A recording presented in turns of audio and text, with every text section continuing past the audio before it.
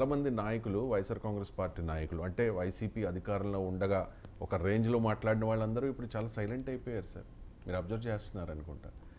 అంటే ఏంటి ఎటువంటి సంకేతం? అంటే ఇట్ ఆల్వేస్ హ్యాపెన్స్ కదా. మాట్లాడడానికి అధికారమో ఆధిపత్యమో ఏదో ఒకటి ఉండాలి కదా. ఏమీ లేకుండా మాట్లాడితే సాగినంత కాలమ్మా అంతవారు లేరందరూ, సాగకపోతే ఊరికే చతికిల పడిపోదురు అన్నట్టుగా సాగినప్పుడు ఎవరైనా మాట్లాడతారు. అందులో కొంచెం ఎక్కువగా కూడా నడిచింది కదా.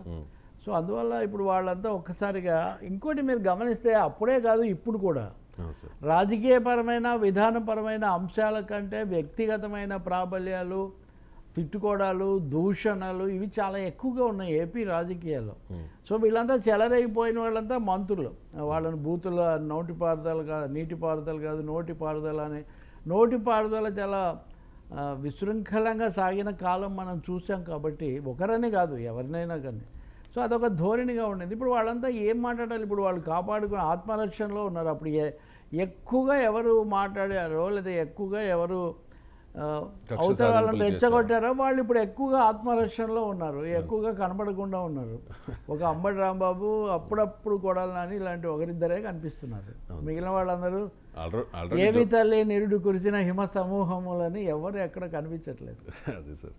అంటే రోజా విషయానికి వస్తే అంటే ప్రతిరోజు ఐ థింక్ రోజా గురించి చాలా మాట్లాడారు. I think I don't have any నా దగ్గర స్పెసిఫిక్గా రోజా మీద ఇన్ఫర్మేషన్ ఏం లేదు సార్. చిన్న అప్డేట్ సార్, చిన్నది చెప్తాను. తన సోషల్ మీడియా ఖాతా నుంచి అది కూడా జరిగి కూడా 2 రోజులైంది. That is possible.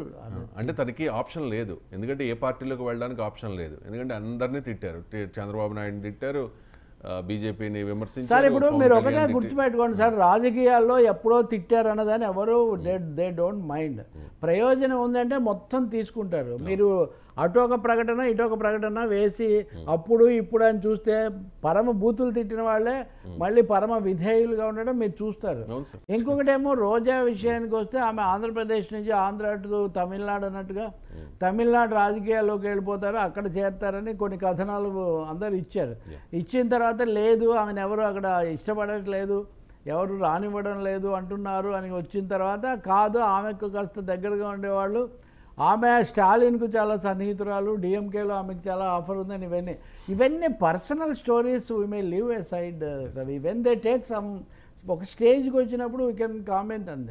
వాళ్ళు కామెంట్ చేసినప్పుడు అంటే అఫీషియల్ కనీసం కొన్ని సూచనలు సంకేతాలు స్పష్టంగా వచ్చినప్పుడు ఆమె తొలగించడం తప్పకుండా దాంట్లో సంకేతం ఉంది.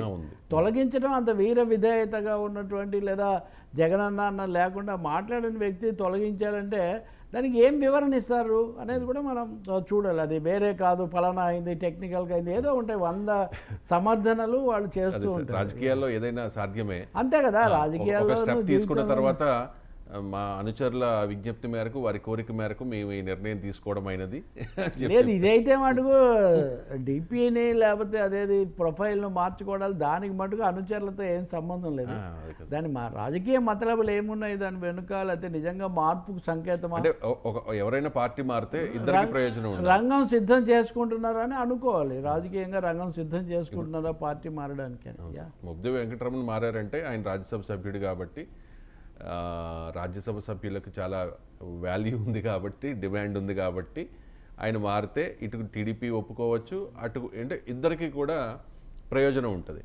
ఇప్పుడు ఆల్రెడీ వైసీపీలో 5 ఏళ్ల పాటు హడావడి చేసి ఇష్టం వచ్చినట్లు మాట్లాడి కాస్త శృతి మించి కామప్ అయిపోయిన వాళ్ళకి ఏ పార్టీలోకి వెళ్ళడానికి అవకాశం లేదు సార్. నాకు మీరు అంత తక్కువ అంచనా వేయకండి. ఇప్పుడు వీళ్ళందరూ 4 రాజీనామా చేశారు. మాజీ ఉప ముఖ్యమంత్రి ఆళ్ళనాని లాంటి వాళ్ళు, అంటే వాళ్ళకి ఏమీ సంకేతాలు లేకుండా ఏమీ కారణాలు లేకుండా మారి ఉంటారని మీరు భావించకండి. తప్పకుండా రాజకీయ నాయకులు వాళ్ళ ఆశ్రయాలు పునరావాసాలు ఎప్పుడు చూసుకుంటూనే ఉంటారు. ఎప్పుడు బయటపడతారు, రెండోది ఆల్రెడీ అక్కడ వేకెన్సీ ఉందా లేదా, ఇలాంటి చాలా సమస్యలు ఉంటాయి. సో రోజా కూడా ఆమె పొలిటికల్ గేమ్ ఆలోచన థాట్ ఆమెకు ఉండాలి. చర్యలు రెడ్ బుక్ అది వేరే భాగం. అంటే సైలెంట్ అయిపోవడం ఒక వ్యూహం, అండ్ పార్టీకి రిజైన్ చేయడం ఇంకో వ్యూహమేమో. ఎందుకంటే ఈ రెడ్ బుక్ లిస్ట్ నుంచి తప్పించుకోవడానికో లేకపోతే చూసాం కదా సార్, ఇప్పుడు పార్టీ నుంచి బయటకు వచ్చేసిన వాళ్ళ మీద పెద్దగా ఫోకస్ లేదు అనుకుంటా. లోకేష్ ఎందుకు లేదండి? ఇప్పుడు వీళ్ళ పేర్లే కదా వింటున్నాం. ఇప్పుడు చాలా మందికి కనిపించట్లేదని మనం అంటున్నాం. వాళ్ళ గురించి వాళ్ళు చెప్పడం లేదా? కాబట్టి ఆ వైరం అది కొనసాగుతూనే ఉంటుంది. అది వరకు అన్నవాటికి ఇప్పుడు మూల్యం చెల్లించరు.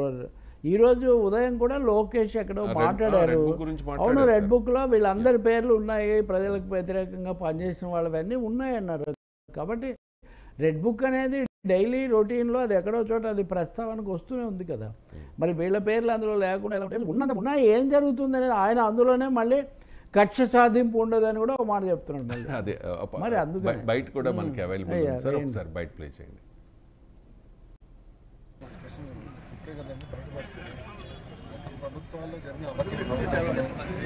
చెప్పే కదా రెడ్ బుక్ అంటే ఏంటో, ఏ అధికారులు అయితే చట్టాలను ఉల్లంఘించి ప్రజల్ని కార్యకర్తలు ఇబ్బంది పెట్టారో వాళ్ళందరినీ మేము సీరియస్గా తీసుకుంటామని చెప్తాం జరిగింది.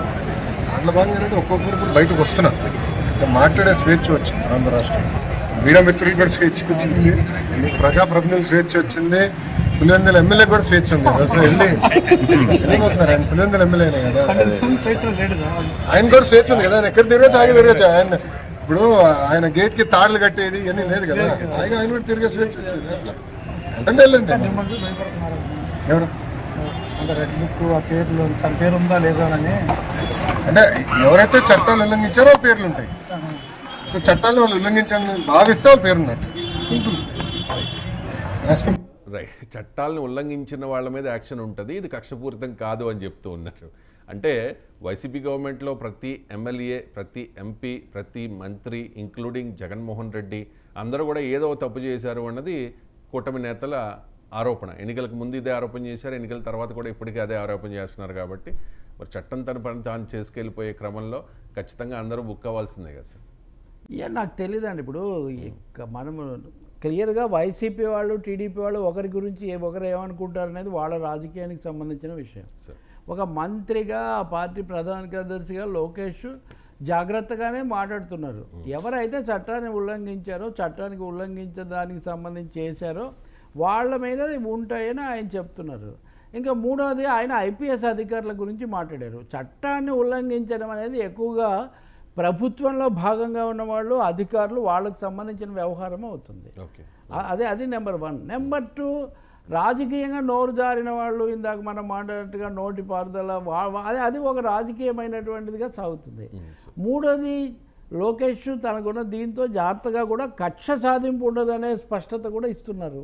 మరి ఇందులో ఎవరు ఏ కేటగిరీలోకి వస్తారు, ఎవరు ఏ విధంగా రక్షణ పొందుతారు, ఎవరు ఏ విధంగా పార్టీ మారి ఒక విధంగా అజ్ఞాతంలోకి వెళ్ళిపోతారు, అది ఇంకా ఐ థింక్ సమయం పడుతుంది. దాంట్లో మారేవాళ్ళు మారుతున్నారు, అదృశ్యమయ్యేవాళ్ళు అదృశ్యం అవుతున్నారు.